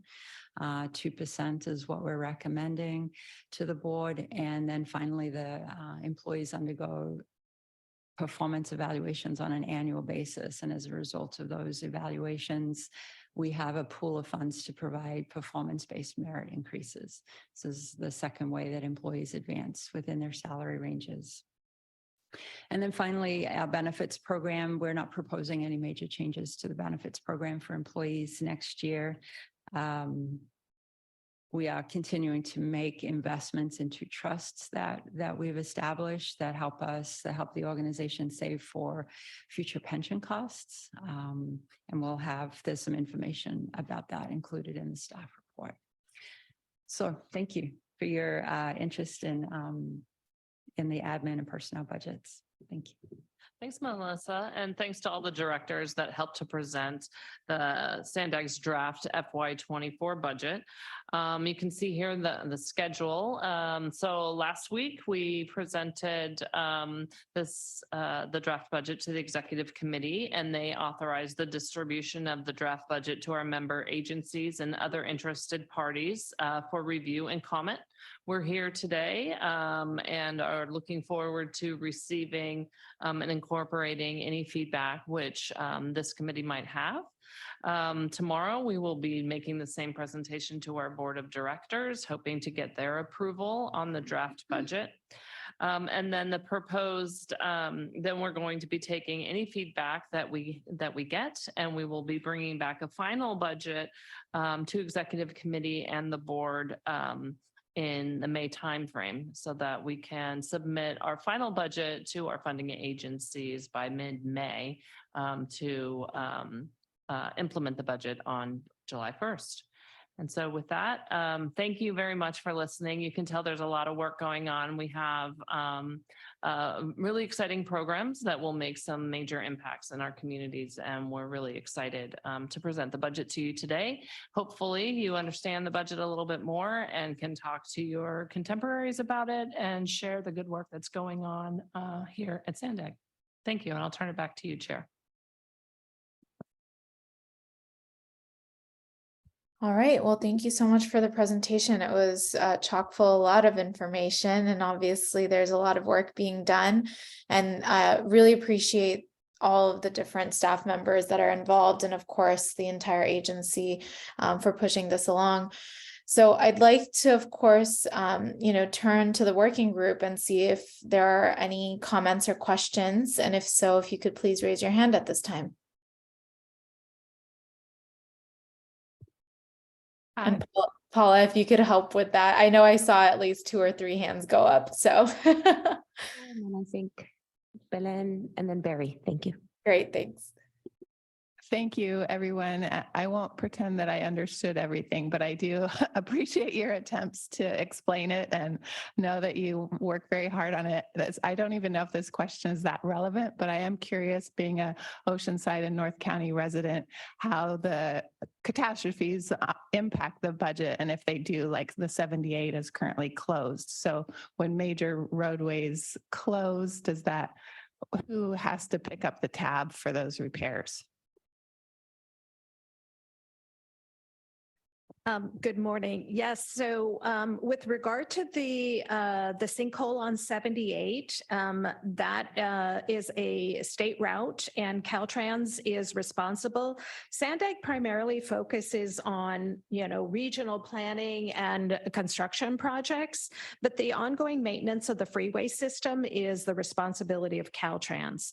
So Caltrans is working on that, and they do have emergency funds that they have in reserve for those kinds of projects, and that's what they're using to implement that. Thank you. Hi, this is Belen with Mid-City Can. Are there key budget hearing dates, or what are the best ways for the public to submit their comments on the budget? Now that we've heard it, we can go report and they can give their comments. Certainly, you can provide comments to me as the budget director. You can ask questions. You can submit your comments to the clerk. And then she can distribute them to the director. Like if you have a question, particularly on the planning projects or something like that, she'd be able to distribute them for you. Okay. And we're really excited about the Youth Opportunity Pass. Thank you. Just to clarify, that 20 million would be available July of this year or next year? We're hoping to add that into the budget, into the final budget. It's seed money. It certainly won't pay for the 24 and under program. So it's just there to show what Sandag can come to the table with at this time. But we would obviously need additional funds from the operators. The county has talked to us, and maybe there's other public-private partnerships which could occur. And we will be working on a study that will come up with what we anticipate the cost of such a program would be. But that 18 million would be added to our final budget so that we can get that program, that study going. Starting this year, July 1st. July 1st. Okay, thank you. And then Barry, did you?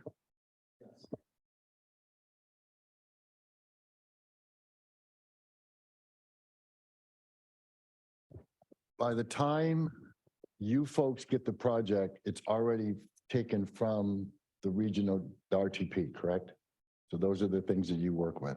Correct. I'm just trying to aim my target at the right person, so to speak. But it sounds like that I've got to do some work with the regional transportation group because I didn't see a whole lot of activities in southeastern San Diego. Other than what Antoinette and I are working on with the micro transit area in the community, there are some medium size and some longer term projects, but that's not you guys. I have some other questions. I've got some work to do from the regional portion to try to get this stuff elevated. Cindy, for data, is there any, and it's going to be a real general question, okay? You guys do a remarkable job with data. I'm using it so much, it's like unbelievable, which is a good thing and kind of dangerous for me, right?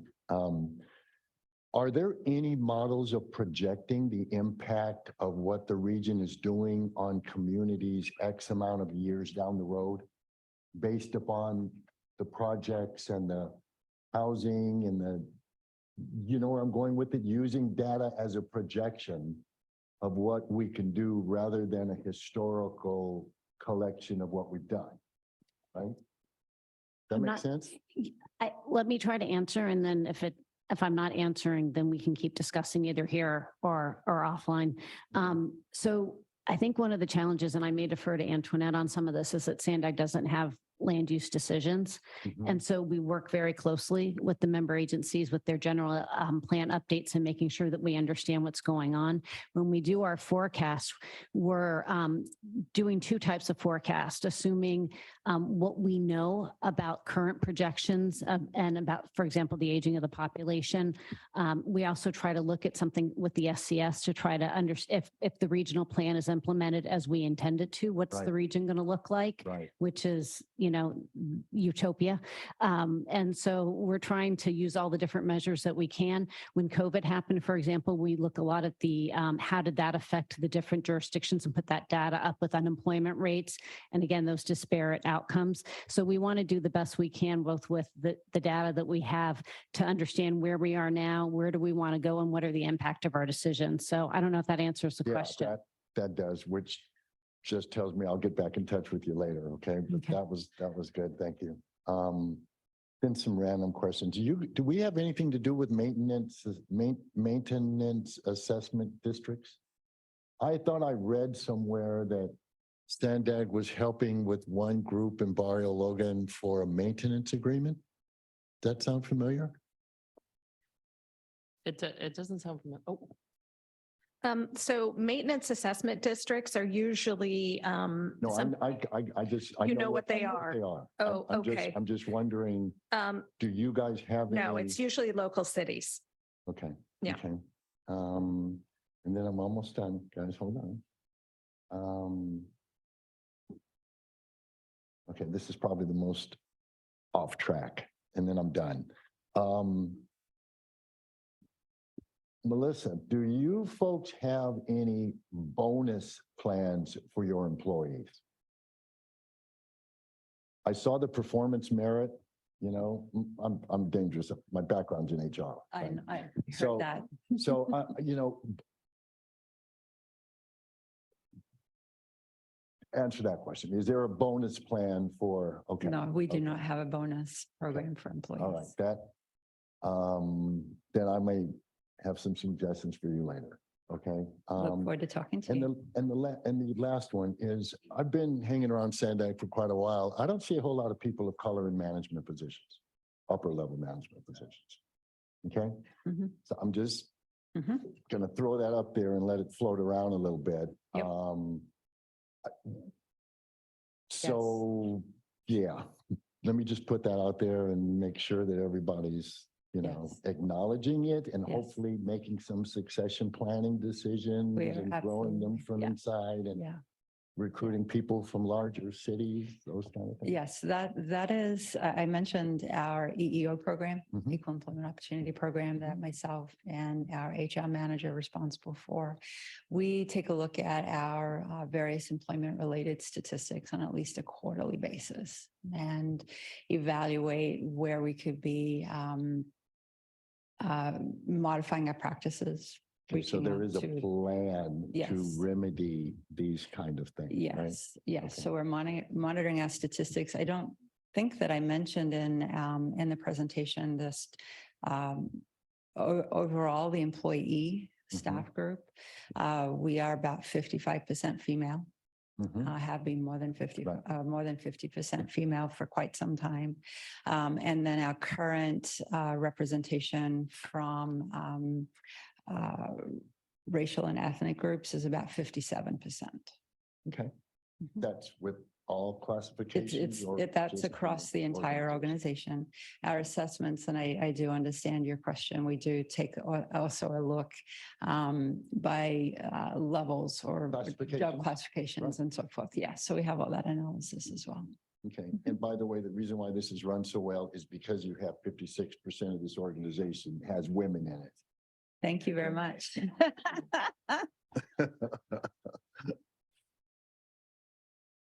And I believe Rosa, and then we'll go Kim.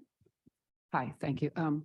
This was a really good presentation. I didn't know anything about the Transnet revenue tax at all. I've been so busy with my other life that I did some research and this was really good for me to find out that it was, I guess it's a local 0.5% tax that we received. So in all the years that it continues to go. So I think this is great. And because with my husband, I even asked him and he didn't even know about the tax.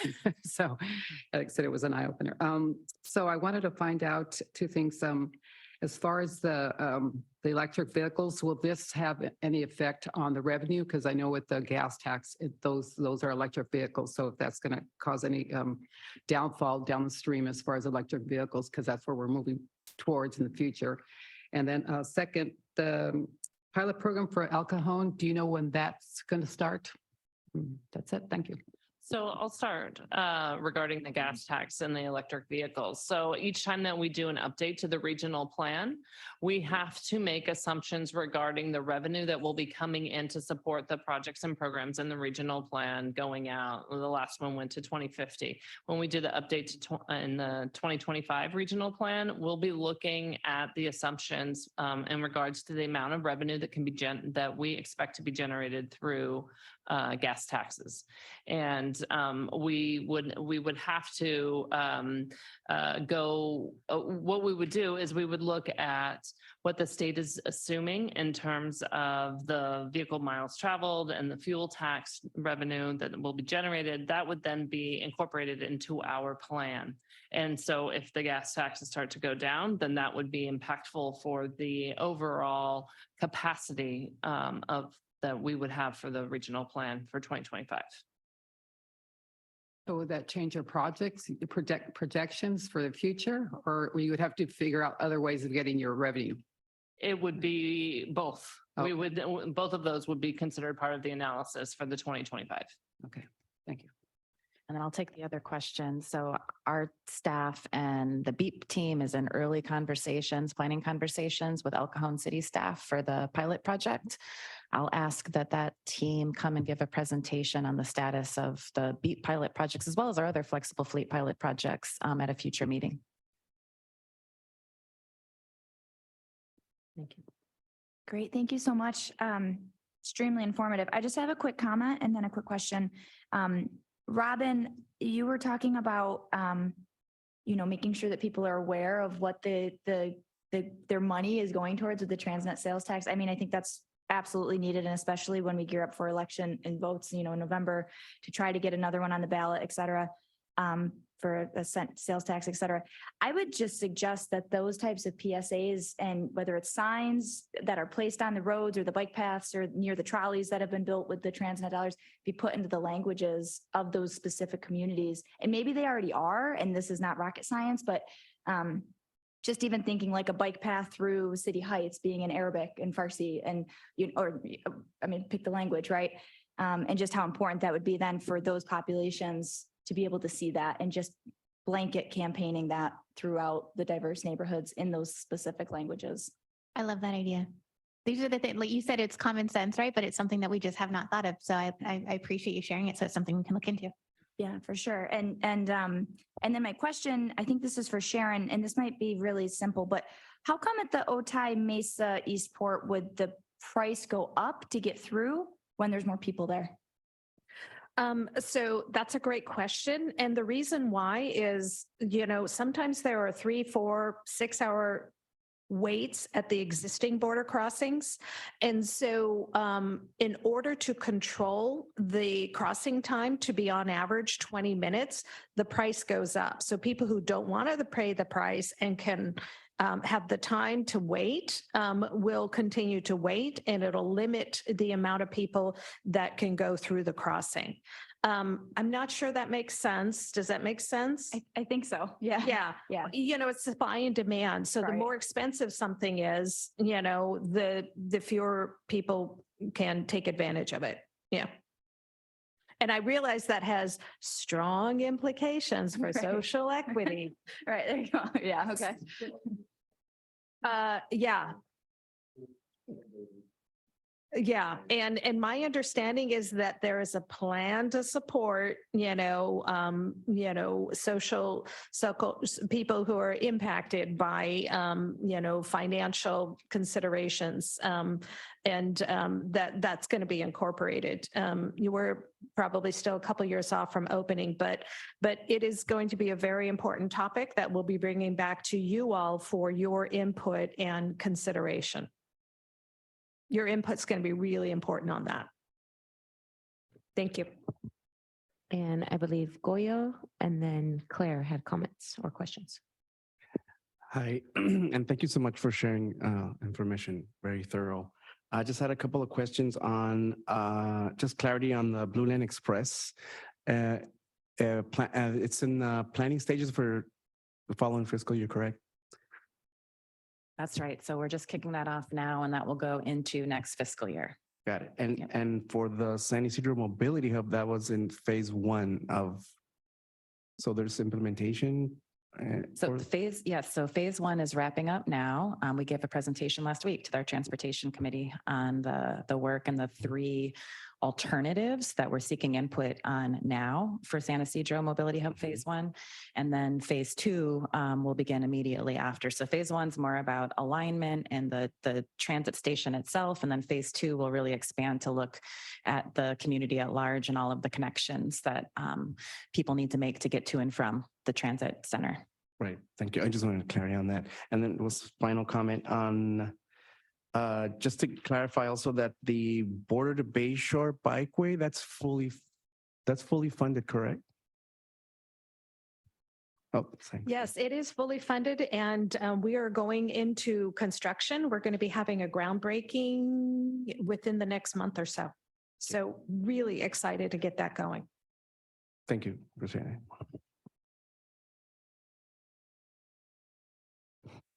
Thank you so much for this presentation. I always appreciate that when we ask in this group for information on something at the next meeting, you all provide it. So thank you so much for that. I definitely will need to dive into all the information, but one question I do have is around, it seems like there's lots and lots of projects. So I'm curious how you prioritize kind of what what comes first. And I don't know if you have, separate teams working on each individual project, or if it's that, something gets to the top of the list in terms of, a hopeful completion date, how that's decided, and just, with the intent to ensure that we're focusing on social equity and how we prioritize the timelines. Thank you. So I would just start with that, and if any of the other directors want to jump in, I'm open to that. So unlike local jurisdictions that budget by department, we budget by project, and the project prioritization process really happens at the regional plan level. And so we are trying to meet our state requirements for GHG reduction targets. And so there's a number of different project criteria that that the team works through in terms of project prioritization. So we use the regional plan, and we also use on the capital program, we are using the Transnet ordinance, which was approved by voters in terms of the projects that are in that program and what the funding can be used, the Transnet revenue can be used for. So it is a little bit different in terms of how projects are selected to move forward. And then to answer your question about how social equity factors into that analysis, you've got the two best people to talk about that. Coordinating this group up here, Tueri and Paula, they're in charge of the social equity analysis for the regional plan, which this group will also play a large part in as we go forward. So there's a lot of criteria. The performance measures were brought to you all at the joint working group, and we talked about those. So we look at safety and air quality, and does it help us achieve our VMT and GHG reduction targets that the state sets for us? So all of those things are factored into the project prioritization. Geographic equity and distribution of projects. So there's a number of things that we have to consider. It's a very complex and complicated process, and you'll have the pleasure of being a part of it in the next year and a half or two.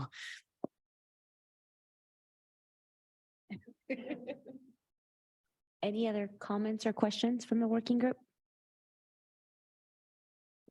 Thank you, Chair. No more comments or questions. Great, thank you. And I think a really robust discussion, and really appreciate again the conversation on this, and hopefully you all have taken our feedback and now can present it, move it forward to the next step. And I know I have to check in with the clerk to see if we have any comments from the public at all. Thank you. We do have one public commenter, Tim Pylash. Please go ahead. Good afternoon. Timothy Bylash from Mid-County Coastal and frequent Sandag visitor. Thank you for this. Wow. All I can say is I'm blown away, and bravo. I mean, I literally go to so many of these meetings, and this overview, as complex as it is, I think is necessary, and it's great to see it from kind of the social equity point of view. Rather than just the numbers and complaints about why I'm not getting my thing.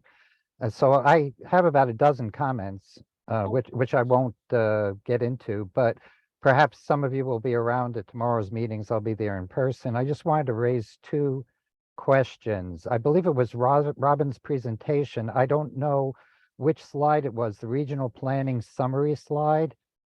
I didn't see a direct mention of climate mitigation in the Sandag summary. And because it's such an important thing, and we kind of think of it as an afterthought, I would be interested in, and it's really not Sandag's prerogative to do that. Unfortunately, no one else is. So that slide is a great summary of some of the things you do, and you don't get enough credit. And I wish whatever they're paying you, they pay you more. The second thing in the capital budget, there was a revenue slide. It might have been on page 18. And I don't see revenue coming in from the cities listed there. And sometimes people from the cities tend to be the most vocal about what they're not getting. And my understanding, it may be incorrect, is that some of the cities weren't even paying some of the things that were required. And so to get the federal money, I believe 60% of the Sandag budget is federally oriented. So a lot of these things we don't pay ourselves for. And so I think the cities need to step up a little bit and make sure we're making the timelines for these projects. And I'll save all my other comments for maybe more appropriate settings. This was a long, great meeting. I can't believe how great a job you did. So I thank you. That concludes the public comments. Great, thank you. And thanks to the public for the comments. Moving on to our last item on the agenda, in terms of our informational items, is going to be the region medium and heavy duty zero emission vehicle blueprint from Jeff Hoyo. So I'll hand it over to Jeff. Thank you, Chair.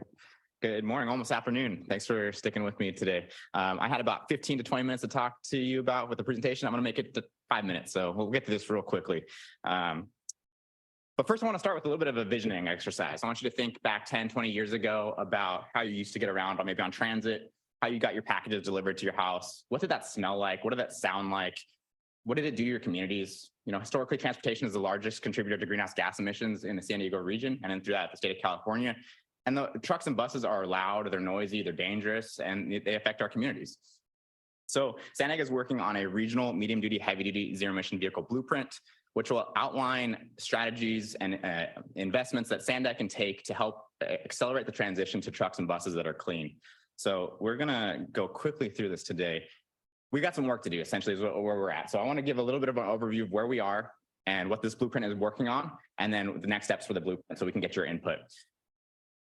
Our fair share of regional electric vehicles by 2030 is about $770,000. This was an analysis done by the SANDAG, City of San Diego, the Air Pollution Control District, the County of San Diego, and San Diego Gas and Electric. And we took our fair share of electric vehicle infrastructure and vehicle targets based on the state mandates and regulations that are coming our way.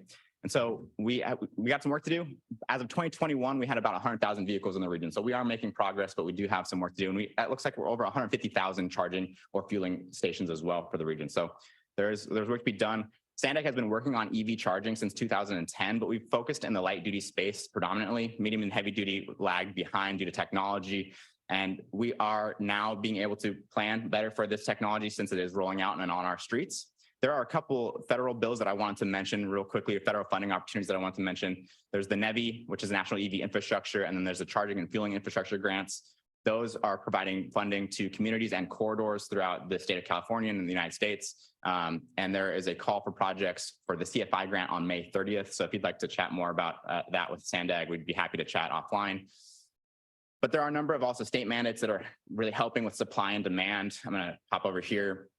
That help, not only inform supply, but demand as well. The Innovative Clean Transit Rule is a rule for transit operators. Advanced Clean Trucks is for vehicle manufacturers for trucks. And then the Advanced Clean Fleets regulation is coming from CARB, and that is to help with the demand side. It's to help push those targets. And so if you go back to this, Governor Newsom's Executive Order N7920 is probably what you've heard about recently. All new car sales in 2035 must be zero emission in the state of California, but it also has some regulations that are associated or stipulations that are associated with that, including for trucks and buses. So by 2045, we're looking at a transition to zero emission trucks and buses in California. Our clean transportation team here at SANDAG works on a number of different projects to help inform and meet our fair share of our state targets. Those are bucketed into incentive programs, innovative pilots, and planning strategies and studies. Today, we're going to talk about one of those strategies, and I'd be happy to come back at a future time to talk about the other projects we have on within these buckets here. All right, so this is the blueprint. I got about 3 minutes, so we're going to really keep it tight. We partnered with the Energy Commission, and they provided us funding for this grant. We were partnered with the Port of San Diego and the Environmental Health Coalition. They're our project partners on this, and we're developing a regional blueprint to help convert trucks and buses to zero emission. So whether or not that's battery electric or hydrogen. This past winter, we developed the needs assessment, which is available on our website. And we are also currently developing a siting criteria report for infrastructure and vehicles, but it stresses the infrastructure side. And so we're seeking input at this point right now. The needs assessment and the siting criteria will help inform our near and long-term implementation strategies. And all three of these together will inform our regional blueprint, which will help as I mentioned at the beginning, inform our investments down into the future to meet our fair share of these transportation goals. So what I would really like to get some input from you all today, and as a follow-up to this, would be happy to set up with some one-on-ones and bring this back in the future. We have the month of April to get input on our infrastructure siting criteria. We've broken it down into 5 categories: utilization, land use, equity, grid capacity, and environmental conditions.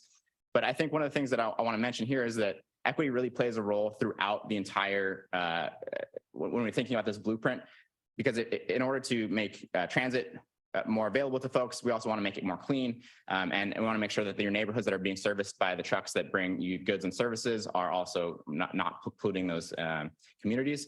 And so as we're going through this criteria, one of the things we're thinking about is the utilization and the land use elements and how they affect the communities. As far as equity goes, where we're putting the charging infrastructure and how those affect communities. Can we put charging infrastructure in locations that would indirectly benefit communities that are more historically underserved, so that you don't have to add additional charging infrastructure into those communities that already see impacts from goods movement and transit?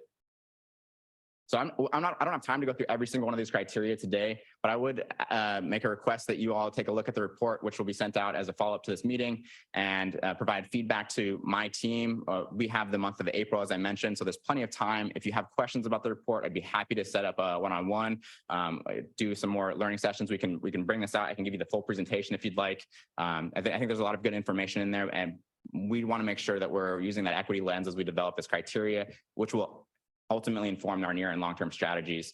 And so with that, I'm going to jump through here and give a little bit of there was a lot of good stuff there, but here's our timeline.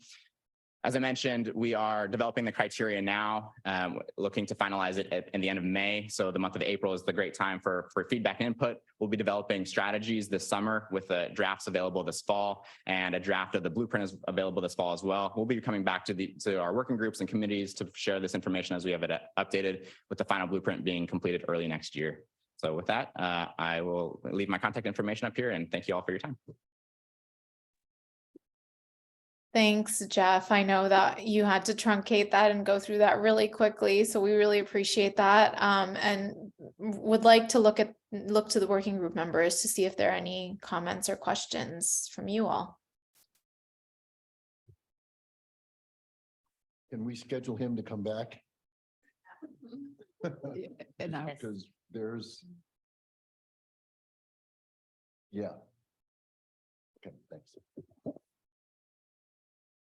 Yeah, and I would also possibly have SDG&E come back, because I heard that you said you partner with them, and I'm just curious how that's going to affect, because everybody's been complaining about the high utilities, but how is that going to help equity as far as if they put these stations in where, the people who can't really afford the electricity bill. So yeah, if you can maybe have it and give an explanation as well. Sure. Thank you. Thank you. All right, thank you. Were there any other hands raised, Paula? I don't think so, right? Those were the two. No other hands raised. Okay, any comments from the public, clerk? Thank you. We do have one public commenter, Tim Bylash. Please go ahead. Thank you again for having this meeting and for taking my comment. Timothy Bylash, B-I-L-A-S-H. I'm up in Mid-County coastal areas of San Diego. Just 2 quick comments. I would be interested in the possibilities for undercarriage charging of vehicles. And in that light also, I'm aware of engineering advances for other forms of providing electricity, such as potentially moving to fusion. And I'd be interested in how that's going to fit in. It seems to be a dynamic time period. And because these plans are so long-term, some of them, and it is changing quickly, I just would like us to pay some attention to that, because cost is an issue, and that might be a game changer in terms of using electric power and distribution systems for different types of vehicles. Thank you. Thank you. That concludes the public comments. Great, thank you. All right, so the next item is just talking about possible topics for our next meeting, and it sounds like I'd love to hear if you have any suggestions. I know that this last item was truncated, so perhaps Paula, we could add that either to our next meeting or a future meeting. But is there anything else that anyone else would like to add that we might not have already mentioned at our January meeting? Hi, Chair. Yeah, I just think feeding off the conversation with the budget, I think something that would be worth discussing and having as an topic will be the 2021 regional plan was very, we were very active in a way. We had a lot of opportunity to provide feedback. And I think on our work with our communities, I think there needs to be a conversation on once, for example, some of the projects that were mentioned in that budget, the Border to Bayshore and the San Isidro Mobility Hub, once the project is underway, the relationship with SANDAG with the community, I think there needs to be a conversation of how that back and forth happens, more than just communicating items that are upcoming. I think there's also a opportunity there to have a framework of how that conversation happens during the implementation of those projects, because I think there's a lot of feedback going on back and forth, and there's so much work going into these projects that a lot of misinformation or just general no information on the project itself can be a big roadblock in a way. So I figure if there's a way to have a conversation on how these SANDAG projects mitigate those conversations with community, just throwing it out there. Thank you. This is Belen Mitzrikan. I think I'd like for us to stay updated on the budget as it's finalized. So either for April, or if there are no significant updates by April, then definitely by May, so that we know what's happening before the final approval. Thank you.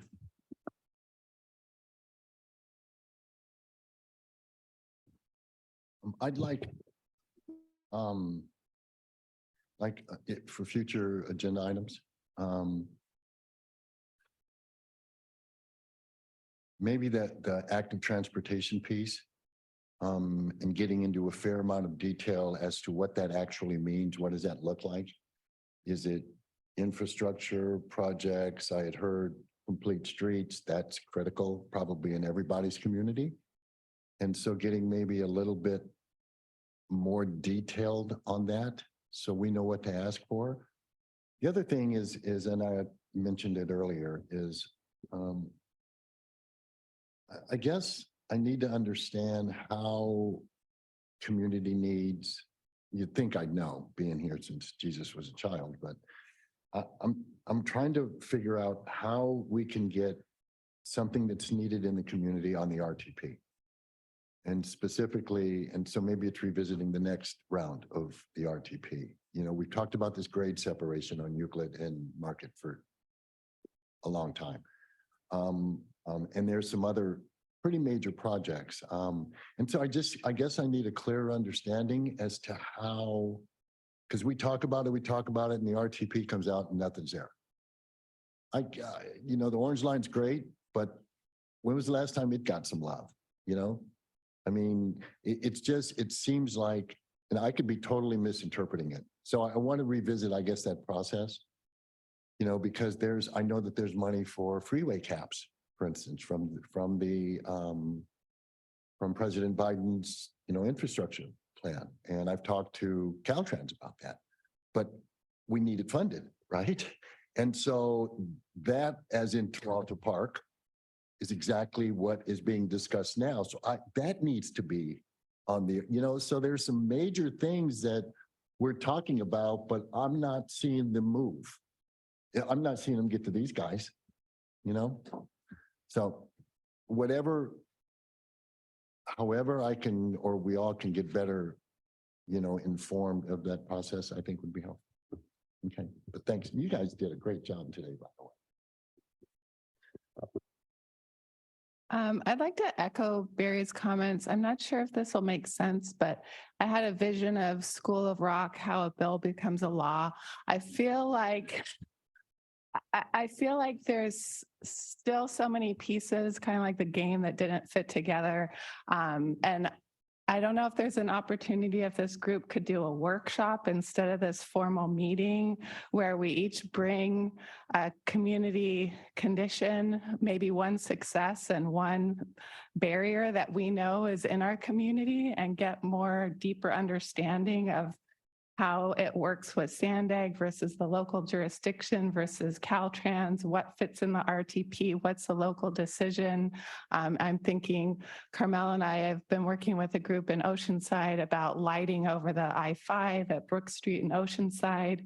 We know residents have talked about that for probably 25 years. There's finally some discussion that Caltrans is going to work with the city to put lights there, but the more we can relate it to what we know is happening in our local cities and communities, I think that would help us be able to communicate as well.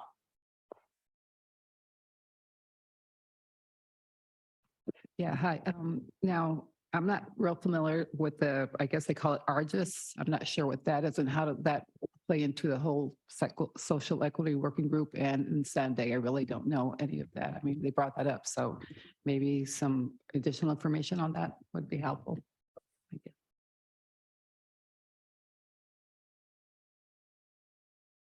Chair, I believe that's it for comments and Well, suggestions. I've got one more. Oh, just kidding.